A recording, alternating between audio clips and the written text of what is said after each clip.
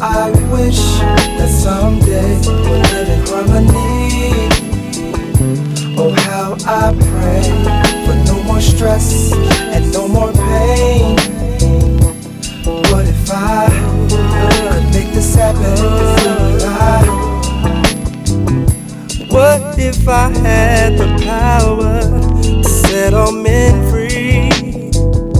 What if I had the manna to feed the hungry? What if I could stop the violence and bring unity? Who would I, who would I, who would I be? What if I could judge the master for his slave? What if I could make the masses respect minority? What if I could fill the world with love and equality? Who would I, who would I, who would I be? I'd be someone who really cared about what life would mean without negativity. Oh, people not living long enough to see their dreams. Yeah, God's green earth and what's really worth to you and me. For the better, that's who I'd be. For a better place for you and me. How I wish for a better place. That someday we'll live in harmony. That we live. Oh, how I pray for no more stress and no more pain. No more stress. What if I could make this happen? Who would I? What if I could make the streets safe for children to play? What if I had only one choice? Would change what I make? What if I told you that sacrifice is the only way? Who would I? Who would I? Who would I be? Yeah. I'd be someone who really cared about what life would mean without negativity. Who really cared about people not living long enough to see their dreams. Yeah. God.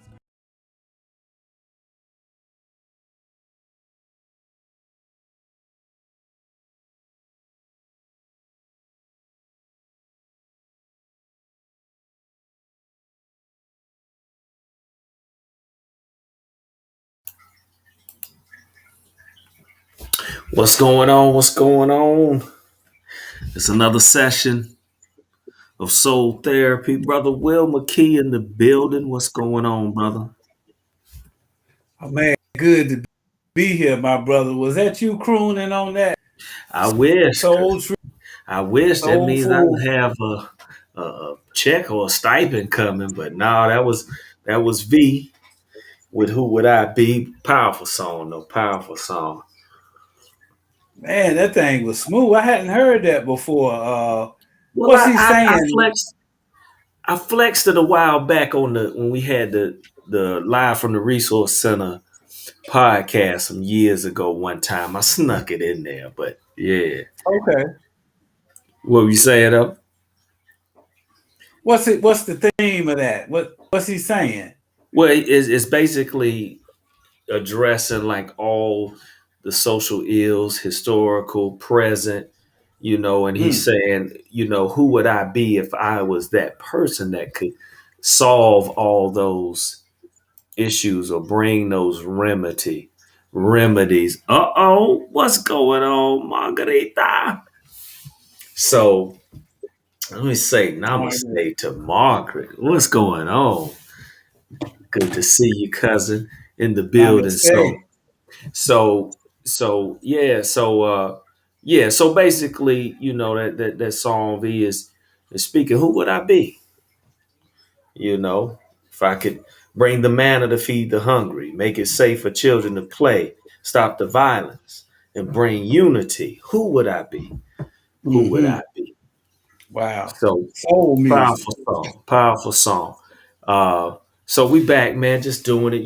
This is the soul therapy, a time where we kind of come together just to break bread and conversation, thought, and just try to evoke, just positive, energy, something uplifting. And, a lot of times throughout the day, we scramble, we rip and run, and don't really have a time to just debrief and break down stuff. So, or just discuss things and just have positive conversation.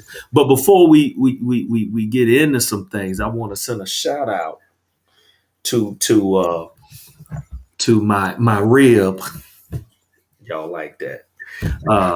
My wife, Come she's on. over there. She won't. She's not gonna come over and make a cameo right now because she's in the comforts of her own home. I'll say like that, and we don't want another situation, with the bonnets and everything. But so shout out to my beautiful wife, Geraldine Free. She's in the building. But once again, those joining us on other platforms other than our basic or our base station, our YouTube channel, let me just remind y'all, you can go to our YouTube channel, Resource Center TV, and you can see various other programs and things that we're doing, some powerful specials, episodes where we bring on some innovators, people doing things in the community, talking about different topics. You can check that out.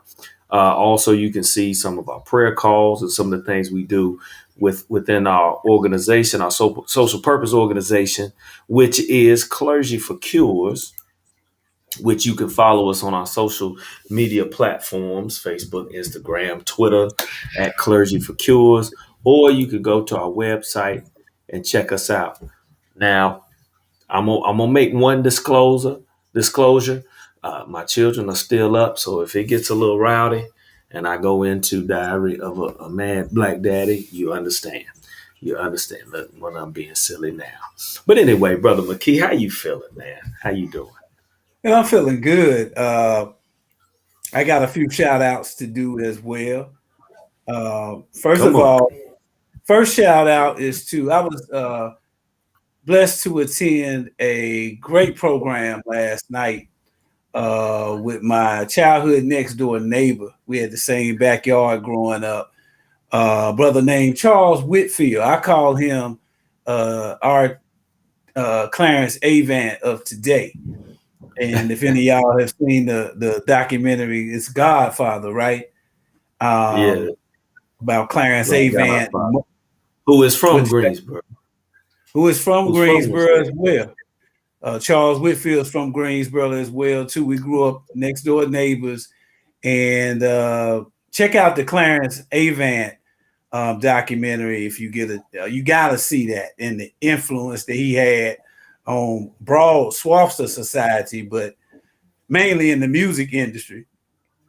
And I joke Charles to say, hey, you're in that line because Charles is being inducted into the North Carolina Music Hall of Fame this October for his work with partnering with basketball legend Michael Jordan, Air Jordan, and Steve McKeever, that prolific attorney who came over from Mojazz, and they formed Hidden Beach Recordings. And the rest is history with the great Jill Scott, Brenda Russell, Al B. Sure, and all those great people at Hidden Beach, Darius Rucker. And they did some good work over there. And now he's being recognized for it. And, it was interesting to see a brother grow up. And after school, I would jump in the station wagon with his dad, Mr. Whitfield, and Charles would, really be on him to drive him to the record store to pick up the next Al Jarreau album that was coming out. Now, this brother was like 11 years old into Al Jarreau, and I'm in the UTFO. Big shout out to the Kango Kid and EMD and those brothers.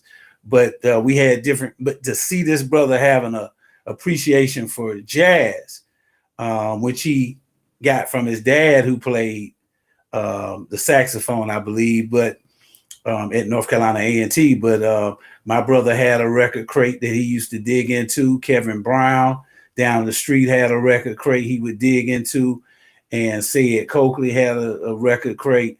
So to see him have that dream and to live it into fruition is just it was a firsthand primary source evidence that you could dream big and have that happen. So big shout out to him. He was accepted an award last night from the American Veterans Association, those who have served in the military honorably, and Lowe's Corporation, who Charles is director of community relations, employs those vets when they get Lowe's, and was a ton of those veterans.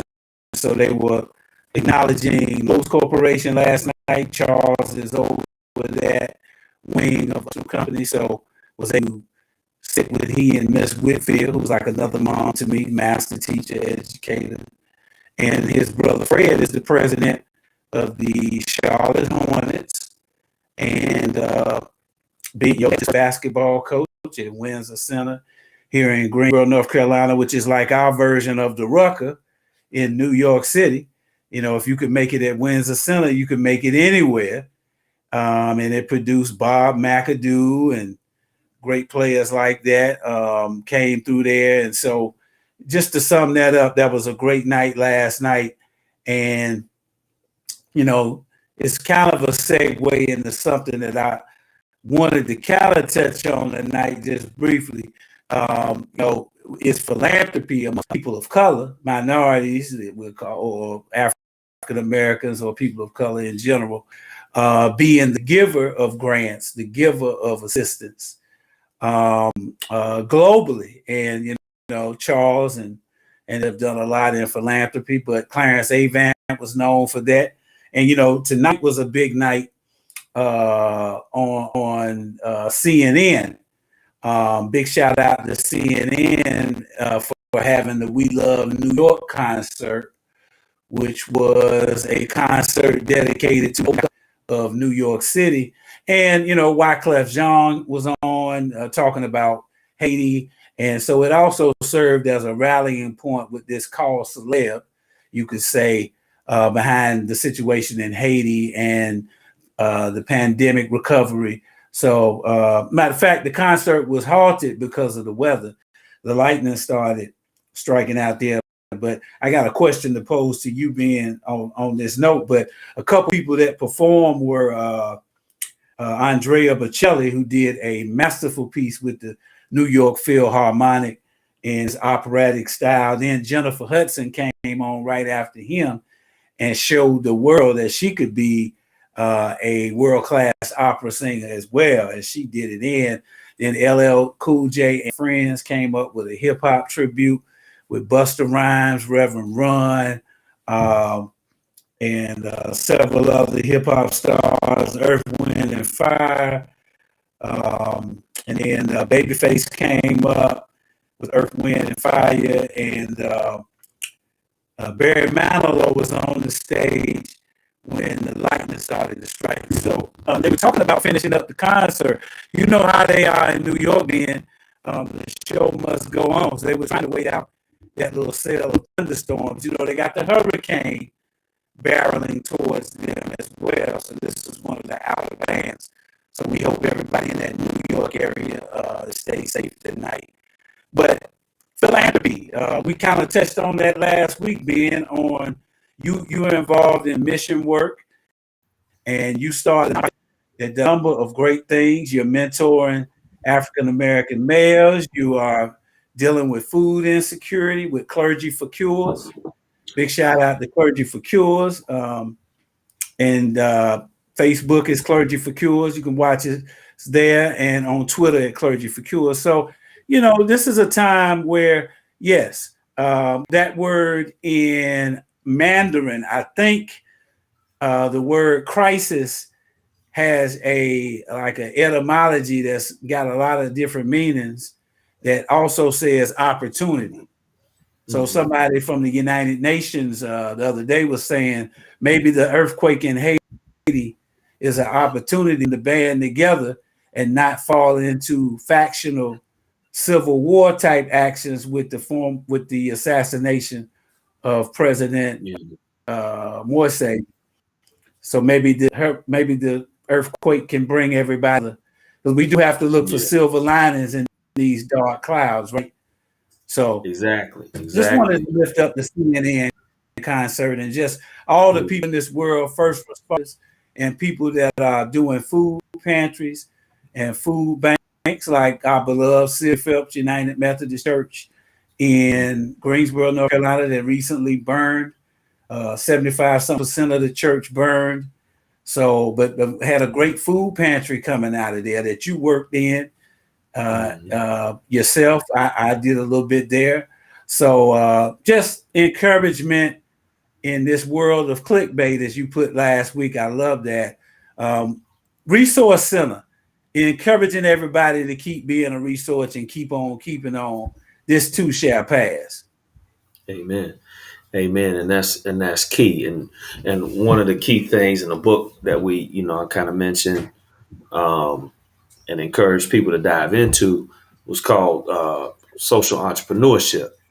Kind of speaking to those who are innovators, but have this call to social justice or social action, whether it be through ministry, charity, industry, what have you. And in that spirit, that's why we call Clergy for Cures a social purpose organization, because one thing is about identifying your purpose and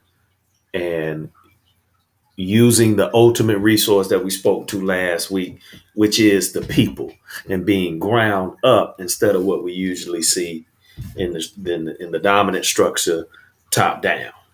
Right. And like you said, opportunity. We've seen the good and the bad throughout what's going on in our nation. We've seen where, people have been able to have more time with their families, been able to really take a breath and look at some of their other passions or identify other interests or step into new opportunities, as well as we've seen the bad parts. But, we try to dwell in that moment of compassion. We've seen the encouragement for those frontline workers. We've seen the encouragement, with loved ones. And I know, being a pastor in our church community, we have all been impacted. So we know we're not alone in this. We know that everyone has been impacted somehow. So with that, we're keeping others lifted up in our thoughts, our prayers, and there's been a camaraderie. As you said, the benefit concert tonight, we're seeing more things coming together. And, I look at it, especially McKee, shout out to the Fareed Free Strickland family reunion. We've seen a time where a lot of times we would look forward to our annual family reunion, but during this time we've shared Christmas celebrations together online, Black History Month time together, where we've gotten family involved and participating and doing things, which I feel has grown us a little tighter and more in communication throughout the year, not just waiting for that annual time where we come together. So, we relish where we, like you said, we find those silver linings, and it's all, a blessing, because once again, the main thing we stress here is those life-giving things which show growth. And that's how we know signs of life, when things continue to grow. So we're growing into something. We're still figuring out some aspects, especially with these new variants. But, in that, it calls us to dig deeper in our spiritual walks and trusting and relying, in our thoughts, our prayers, meditation, whatever have you. This is a time also to lean on that a little more. Our health. People are becoming more health conscious. So we try to celebrate in those things. And I say that to say it because I'm actually about to detox again, and really get back focused, especially now in this time as kids going back to school. I'm starting back with classes and an in-person portion to that. So we want to think health wise, be cautious, but still strengthen our immune systems and try to do things that will build our health, our strength, and immunity in these times. So we want to be proactive in that. So I encourage everybody get stay on those vitamins. Get your walks, your exercise, and let's continue to try to build those healthy habits and routines, especially with this new uptick. So, good point there, brother. But So, I yielded back. What else is on your what's mind? what's your thoughts about everybody re-entering school? I think it's like this. I think we were at a point where we had to try it. I think just because we feel that need, that urgency to try to get back to the normal or as normal as we can. Um, I will say, the government has put forth, funding and efforts so that we can try to do the best we can. Uh, it's tough because people are still divided on certain issues. I know there was discrepancies between whether to mandate mask and how we're doing it. There's concerns with even before the pandemic with classroom space and stuff like that and things needed. But I will say I understand the desire to try because we want to try to do as much as we can to get back to normal. But, at the same token, I think we have to be wise with this new variant, and the impact it's having on the younger kids now. Before it wasn't, we didn't see a lot of numbers of children and youth, but I think, we just have to be even more. Uh, we got Margaret over here. I'll put it up there. Uh, but I think That's we have to true, Mark. overcompensate. We have to overcompensate with our caution.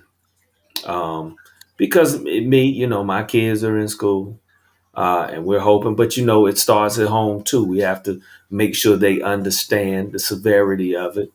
And I think they do, and they're doing a good job. They're prepared. We have their mask rack. They grab them. They have the sanitizer. They're real conscious. They'll even remind me if I'm not on point or mommy. So you know what I'm saying? I get it. We're trying to get back, but we'll see. I'm one that we'll see what the universe has in store. I kind of lean towards the way it's looking. We may have another possible shutdown, but when you're dealing with politics, you never know. You never know. Yeah, that's true. Um, and it's kind of the intersection of public health, poverty, healthcare or the lack thereof, Yeah. and as many people have said before us, the pandemic has pulled the covers off of people that were conscious and caring and plugged in have been keeping up with the cascading impact of poverty on all of these life functions, whether it be your physical health to mental health, to crime and the like. But this has pulled the cover off, and some of talking heads and pundits had hoped that this shared suffering that we're going on, that's of arguably biblical proportion, that it would bring some degree of contrition, some degree of humbling state of affairs, that we wouldn't have to campaign so hard for food programs, because now once suffering was brought to your doorstep, that your heart would be ready, that one would not have to beg for you to contribute, or for us to contribute. But the jury's still out on that. People are still entrenched in their foxholes of ideology that oftentimes turns a blind eye to the human condition, unfortunately. I was seeing one statistic that talked about how 1 in 9 people currently at a time of heightened modernity. We've never had this many resources in the history of civilization, in modern civilization, and 1 in 9 people in the world go to bed hungry without anything to eat. And as we talked about the other day, 40-some+% live on less than $2.50 a day globally. When we're looking at Afghanistan and the situation there, there's the geopolitical prognostication of what's going on there, which is very important. Sometimes always too slanted and too biased, and being a cover for some kind of clandestine aim. But there are human beings there. There are human beings there. And kind of like Margaret just said, we got multi-trillionaires taking leisurely want to circumnavigate the stratosphere or outer space trips when we got this dire poverty situation. But Afghanistan in particular, many people don't know, and it hadn't been said, that it's the seventh poorest country in the world. And so there's a humanitarian crisis there that's been you don't become the seventh most poor country in the world overnight. So if we're occupying that country for the last 20 years, you mean to tell me that we could not be firmly entrenched there from Kandahar to Bagram, north and the south and all points in between? We could not implement something there that would tick them up in that poverty statistic. The question is, what is a superpower doing there if they're just setting up forts and bases and not looking at the human plight? Now, there are many service people that are military that have served humanitarian acts of heroism while they're in Afghanistan. This is not like any of them. They're doing their job in most of the cases. But just as the human element of our society, it's like, while all this is going on, maybe people would jump on the outside of a cargo airplane because they're in an abject, impoverished situation. It's not just the political back and forth or the fear of retribution, even though that's very real too, I'm sure. But as long as we have pockets of the world that are in that kind of deprivation, there will be no peace anywhere. What did Dr. King say? Injustice anywhere is a threat to justice everywhere. Exactly. And we have to live out and lift out that human story. Exactly. And big shout out and prayers for the women of that country, not just for the reasons that are portrayed in mass media, which some of that may be true, but just for what women in Afghanistan have just done, period. Because we know in developing countries, anybody that's been there and have enough respect for the people to hear from them, they will tell the women are the heroes every time. Nothing against the men, but the women are holding countries that find themselves in those conditions. The Mm-hmm. women are the heroes, and it's sad because most of the folks in those countries, it's political things, 30,000 feet, much higher than what they are doing, and Yeah, so, but they do yeah, their best, and so let yeah, us not forget the people of that country and every country. yeah, yeah. And as Margaret highlighted, in every country, and we see, what went on in India when the focus was placed on 98% of the new business startup, the loans being secured by women, and how that program started thriving and building local economy. Speaking to it's in they hint on it in social entrepreneurship.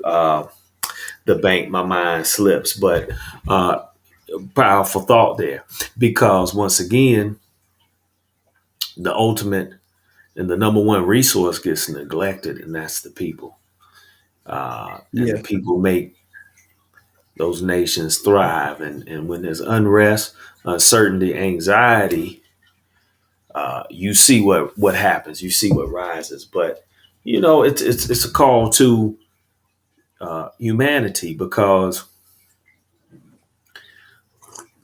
like you say, with all these powers invested, it makes you really have to ask the question: well, what is the true interest? What are the ideals uh, for this? And like you said, we know we have those that serve valiantly, but a lot of times we have to really look at what are the interests that have been identified. Are they for empowerment? Are they for equity? Or are they for agendas? And I think a lot of those things, especially in this time where people their ears are pent up on the political scene nowadays. A lot of these things get exposed, and now you see the questioning coming about. But with all, I'm trying to be eloquent because this is a peaceful time. Margaret trying to get me to turn up, um, but when you see all these humankind created, particularly male dominated institutions, we start to see uh, the fault in them. so, so, so we so, start so to see the fault in them, and that goes to your point of elevating or what the women are doing to keep these situations stable or uplift in the innovation they're doing. And we see these institutions and they're starting to expose themselves. What goes on in the dark comes to light, and now people are asking questions. What has been going on for all these years? What has not been told? Like what is because now people are seeking justice. And now there's a level of accountability that comes with that. We in this social media generation, so people have access to everything, you know. So I'll let exactly. you, because you the political scientist. I mean, I'll let you go in a little more on that. But Yeah, I mean, that's If information has been democratized, to your point, no longer do you have to occupy a seat and be a FTE, as we call it in higher ed, a full-time equivalent student to get information. There's this great university called Google University that and if you can't press the button, you can get Siri to do it. So you don't have to wait. I was giving a lecture a couple years ago, and I joked with them saying you used to could lie to people and get out of town before they figured out you were lying. But Yeah. Nowadays when you're giving a speech, they're Googling what you're saying real time. And oftentimes the smartphone is smarter than we are. Yeah. So no longer can. And I think if you got a keen eye for how development's paying out, you can see that now. And the negative is everybody can Google their own set of facts. We used to say that you could have your own opinion, but you can't have your own facts. Mm-hmm. But that's changing. That's changing. You can go right to that algorithm is sending you to your ideological bent, and it's reinforcing what you were thinking anyway. Mm-hmm. Which is how these recycled debates just spin around and around. I think the goal for this show, that my interpretation of what you set out to do, was to be a voice of reason, a voice of moral clarity in this sea of punditry, in this sea of partisanship. And I think one of the ways you do that, in my humble opinion, is to lift up the human suffering in all of these global conflicts, for example. Mm-hmm. Mm-hmm. Yeah. Lift up the natural resource that is 9 times out of 10. It's either a geostrategical issue or a natural resource that's being commandeered or recaptured, usually at the expense of the indigenous people that are there too often. Mm-hmm. So, we want, but I know the goal was not to do it in a way that furthers what did Jonathan Jackson, Jesse's son, used to say, I don't want to fix the blame, I want to fix the problem. Yeah. So i.e. clergy for cures, not clergy for symptoms. Yeah. Not clergy for band-aids, but clergy for cures. And that you mentioned the Jackson family. Prayers to the wife of Reverend Jesse Jackson, who was just hospitalized with COVID. Was Reverend McQueen, both of them. I just saw the flash of his wife. Yeah, then I turned around and saw it. And Jesse. So prayers to the Jacksons, Reverend Jesse and Mrs. Jackson, for health and recovery, as we still see the impacts of what's going on around us. So keep them in your prayers. And can I go a little further on that, Brother Ben? And thank you. Go ahead, brother. I heard the First Lady with that spot on, because she is exactly right. It is both of them. Thank you for that, Jerry. And just a quick piece about what a story like that should be calling us to. People that have served, the last, least, and the lost. It's not always about 100% congruency and agreement. It's about acknowledging that what you did with your time, talent, and treasure was fight for people who were marginalized. Yeah. And the least of these, as it's called in the New Testament. Mm-hmm. So anytime a brother or a sister like that falls ill, that has been treading the wine press, oftentimes alone. Mm-hmm. I remember at one point he used to get about 300 death threats a day, around in that 1988 presidential run. Yeah.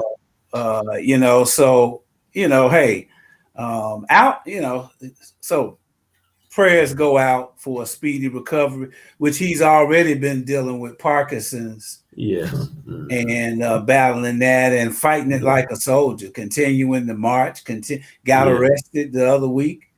Yeah, with the Poor People's Campaign. Yeah. So just, we send love and blessings of health to Reverend Jesse and Jacqueline Jackson So we Yeah. hope for a speedy. And I'm glad you brought that up because in the advocacy, which is a piece, which is a part of this social purpose organization, because a lot of times, we look at the human suffering, and a lot of people suffer because they lack a voice or they don't know how to find their voice or they just need an avenue to raise their voice. And we look at these leaders, with flaws and all, because we all have flaws. But until you walk, what's the book? You walk in another's moccasins. I know I tore it up, but and I had a discussion with my brother.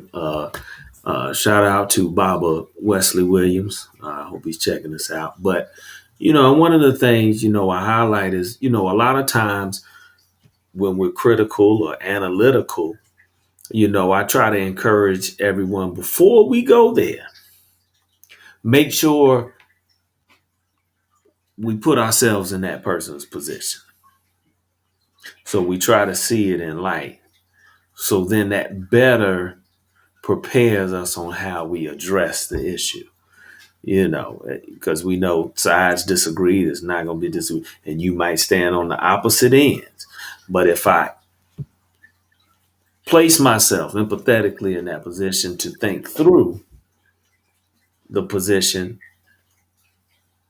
it may guide me to have a better, more well-versed strategic conversation with that individual. Because a lot of times we act off emotion and we go here and I'm going to drive this point. But as you often remind us, brother McKee, you're not really going to change people's position. But what you can do is enlighten them to a new way to think about something or seeing another aspect or another side of it. But that comes with the empathy, because I think a lot of times when we go back and forth and things, our aim is to destroy that idea or destroy that point of view, to where it's just say, no, you need to understand it from this point of view. And speak to that, because like you pointed out with leaders, I think sometimes unfairly they get placed on certain pedestals, right? And then now I'm not saying they're above criticism, but I think sometimes uh, they get a little much sometimes because of flaws that many of us might share. To put it nicely, but go into that. Because you often speak to that. Especially if we not putting in the work a lot of times. Because I used to joke on some, and you used to humble me a little bit. And then other folks, we had conversations where you would humble us a little bit, like, and to your mention of Jesse receiving over 300 death threats, I could maybe take 2, 3. Then I'm like, you know what, like, maybe I should get back to shooting ball or something on the weekends and not rallying. No, but I'm teasing. But no, but seriously though, when you think about that, you think about the things Dr. King, Malcolm, just always having to walk knowing that this might be the day, that really takes a strong individual. Yeah. Because these individuals weren't like in the background and like we got nowadays. They could just be on a YouTube page, but ain't really, they were in the, we in Washington, we in California, Philadelphia, you're out there like that. Like, that takes a lot of strength. So we don't want to downplay that. However you may feel, it takes strength to be a leader or be in that position, because leadership can be defined differently how you see it. It could be the actions of or just the title that's placed upon. So, I will, make that distinction. But talk to me, brother, just on, other thoughts on just leadership. Well, I mean, apropos, this is one of my favorite books on leadership, Martin Luther King Jr. on leadership. And when you were talking right then, it just brought me to this past I always have flagged in this book, where Dr. King said on February 13th, 1961, quote, people are often led to causes and often become committed to great ideas through persons who personify those ideas. That becomes very important because he did not say those who give great speeches, those who tweet well. I know, although Twitter wasn't out then, but he didn't say those who write great letters. Yeah. He said those who personify those ideas, kind of like the scripture says, put on Christ. That's a little different than running off at the mouth. You put it on, you wore it. You were, as the Bible says, a living epistle. You stood the horizontal words up to a living perpendicular, and you walked it out. Come on, Hurricane Chris. Might Come not on. be Hurricane Chris. But then that last part of that statement, he says they have to find the embodiment of the idea in flesh and blood in order to commit themselves to it. And, King was talking about same thing you said a little earlier. It's one thing to sit behind the comfort of your computer screen and kind of rail against the machine, or be a internet-based polemicist where you're just you're bantering back and forth on Twitter with the opposition. But when it comes time to put boots on the ground for the good fight, the righteous cause, those who have no voice, as you said earlier, you can only salute the Jacqueline Jacksons. As you said, Reverend Jesse Jackson's wife, who has been a soldier for the movement and did not seek microphone or camera to do it. Yeah. And a lot of Reverend Jackson's ideologies and his righteous indignation was imbued by her. The same way with Coretta Scott King, who was a scholar and an activist par excellence at the college not too far from where Dr. King was getting his PhD. So when you hear Dr. King's foreign policy coverage, that's all Coretta Scott King. Just read her book. And, Martin was kind of a tabula rasa. He was a blank slate when it came down to foreign policy. Well, that's going a bit far, but he didn't have a congealed position on a lot of those things because he was so focused, like all of Black America was, on rights right here that were not being granted or so you didn't really have time to do Afghanistan when you're worried about Texarkana, in the South. You got to deal with this first. So just to kind of put a ribbon on, and the courage to actually, as Steve Harvey said, just go down there and see it.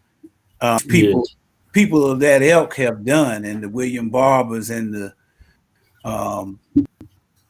those great soldiers on the front line. You don't have to agree with everything they do to acknowledge that they're fighting for people's for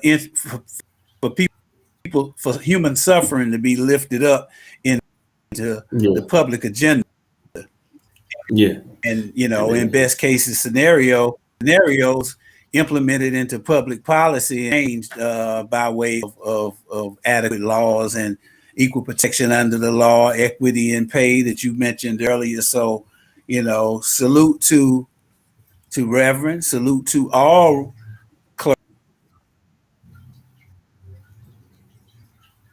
clergy and active companies are those who care about people.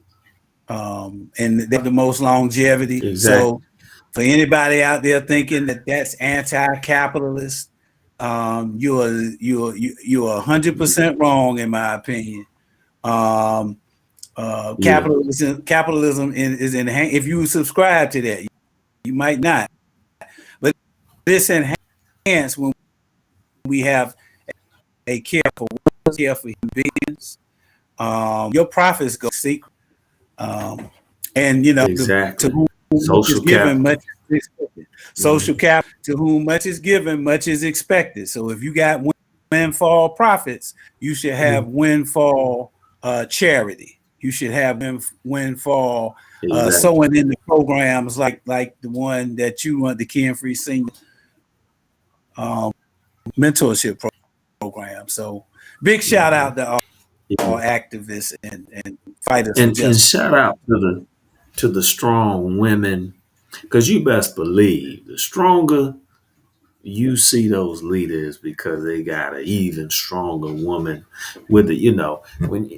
Because I know if I didn't have a strong woman, right there, who knows what kind of joker I would be. You know what I'm saying? So yes, Mary McLeod. So those strong women who have dealt with that same, not fear, but that same reality that they could lose their loved ones, any moment, their families, the jeopardies of life. Takes a strong individual. So we want to lift that up, man. Man, time is flying, man. I feel like we just warming up, man.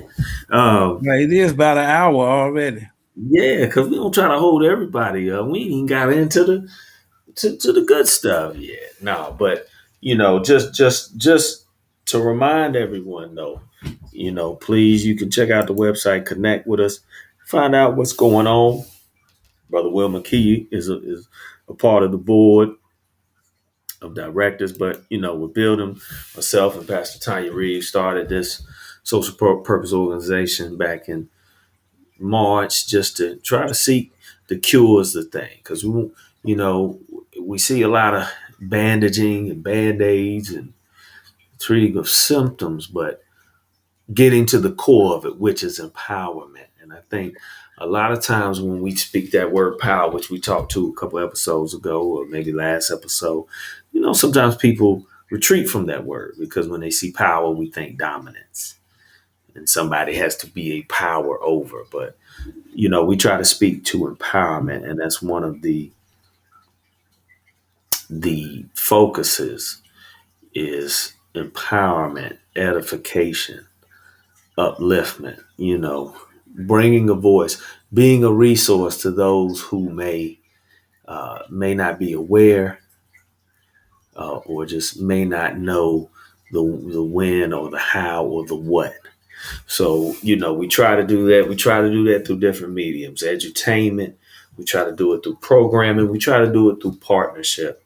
So that's the goal. And it's a process, especially navigating it through COVID and, this new uprising with the variants. But, we still going to keep pushing on, the Leadership Academy. We're going to keep reaching out in connection through programs like this, and then more. We've got the Resource Center TV specials. Brother McKee has been hosting some powerful topics. Please go to that. Where we've talked about relationships, we've talked about real estate, we've talked about what else we talk about, Brother McKee. We talked about the impact of hip hop. Yeah, public health. Public health. We had got the C4C news on there with some financial literacy with Brother Harry Reeves. So, please. And if there are things that you want to suggest that you'd like to see that maybe we could enhance the platform, reach out to us on our social media, email us, just let us know, or just say, hey, we appreciate what you're doing. Keep up the good work. Um, Brother McKee is on IG. You can follow him at McKee Mediation, as well as you see on the screen on Twitter, the same. But brother, it's just in light of everything that's going on, you know, it's a continual sign for the need of humanity and humanitarianism. Because there's a lot of uncertainty right now. There's a lot of uncertainty right now in this nation with everything going on. That of a feeling I don't think we've sensed in this nation truly, maybe since Great Depression. You're more of a historian than myself or something like that. But with this virus, there's still uncertainty now with the variants, with what's going on across the waters in Afghanistan. The struggles we're fighting just with health care and wages and just, you know what I'm saying? Social justice. There's a lot of uncertainty going on right now. So, we just say this is the time for humanitarians, uh, justice seekers to really step up and really start doing, become that purpose, um, become that movement we want to see towards equity. You know what I'm saying? And it's not to pinpoint, it's just identifying what we can do to to better assist humanity. You know what I'm saying? We can get caught up but at the end of the day, what are we doing to uplift humanity? You know what I'm saying?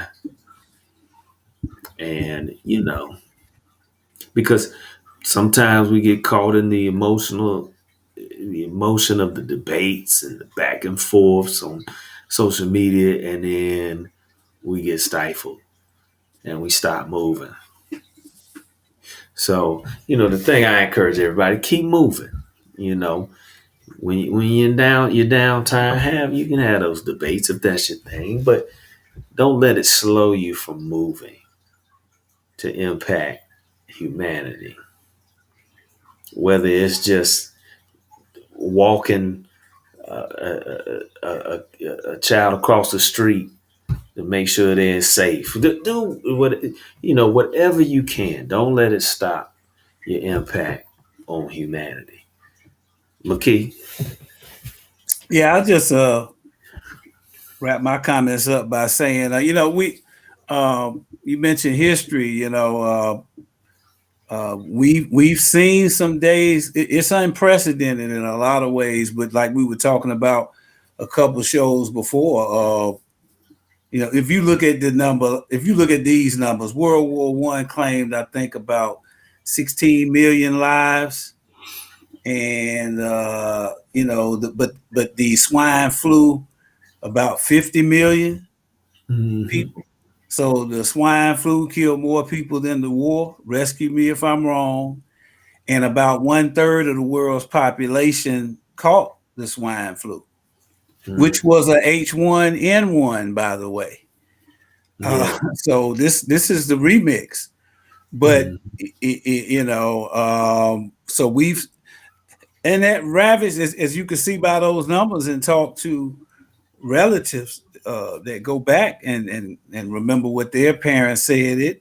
It took the world by storm. So I would just pray and encourage us to respect nature, in respects to climate change, in respects to our construction and our modernity that is creeping ever more so, wildlife populations that were not meant to be intruded upon. And if we're hard-headed enough to keep doing that, then we'll have to deal with the bacteria and the germs that they bring to the table in a habitat that they're born into as a species, and they're not bothering us most of the time. But through construction, through the burning of rainforests, through the attempted poaching of animals and wet markets and things around the world, and other ways that we don't have time to talk about, we will respect nature, or it will do its thing on us. And so whether it's deforestation, whether it's the rising of the seas and the temperatures of the seas, we got a hurricane making its way to almost be a hurricane as it hits New York City. You know, and you mean to tell me that those colder northern waters don't extinguish that hurricane? Wow. Now I don't have any data on that. It's probably happened before a couple of times, but still kind of amazing that New York is on a direct hit hurricane watch and not dealing with the remnants of one that's about done. So we must have respect and reverence for nature, which indigenous people almost always did. The world needs to take a page out of that book, and if not, we may be here time and time again. So thank you for the vision of the forum and the honest attempt to spread love, spread hope, while also speaking truths as well. So I've enjoyed the hour, my brother. No doubt. And on that note, of nature, man, humankind, stop thinking that you're separate from it. Okay. Right. Those same minerals and elements, and you are in those. And that's to that misinterpretation. In the Bible we see dominion, and a lot of folks took that as dominance. But no, we're supposed to be cultivators, nurturers. We're supposed to watch over and protect. But we took it dominant, and then you see our continued struggle to dominate nature because we think we're separate from it. So we gotta get back to an understanding. And shout out to cousin Margaret. Yeah, big shout out. She newlywed, and peace and blessings to you and Roger. Tell Roger we said what's up. I hope he checks it out. Hope y'all want to come on. We'll shoot you the link one night to come on, chat it up. We can talk about some things, whatever you want to get into, whatever soothes the spirit. But with that, we're gonna break on out. We'll be back. Like I say, there's no rhyme or reason to this. We just kind of jump on when we feel like it. No script, but reach out. We appreciate everybody who jumped on, and we gonna holler. Peace.